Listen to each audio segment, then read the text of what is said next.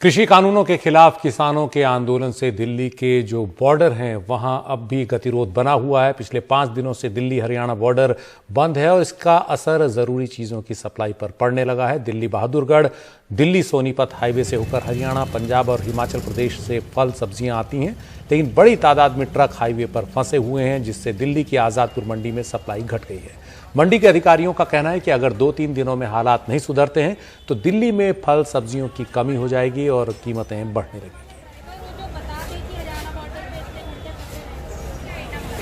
Sir, सबसे पहले आपसे जानना चाहेंगे कि हरियाणा से जितने भी फल और सब्जी दिल्ली में आते हैं उस पर किस तरह का असर दिख रहा है इस ब्लॉकेड की वजह से?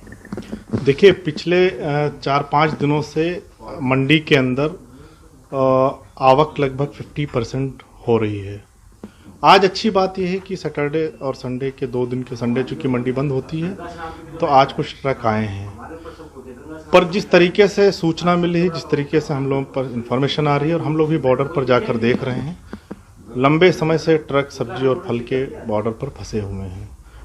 कुछ मीडिया अभी दिखा रही थी कि कुछ किसान अपने फल और सब्जी फेंक रहे हैं क्योंकि वो सड़ गई है गाड़ियों में। तो निश्चित तौर पर अगर 1-2 दिन में किसानों के साथ संवाद नहीं हुआ तो दिल्ली के अंदर फल और सब्जी की कमी आ सकती है। मेरा मानना है कि अभी जिस तरीके से किसान सड़कों पर हैं, केंद्र सरकार को तुरंत उनसे बात करनी चाहिए और अपने सारी हठधर्मी केंद्र सरकार को छोड़कर उनके साथ वार्ता करके उनकी बातें जो जायज़ हैं उनको माननी चाहिए।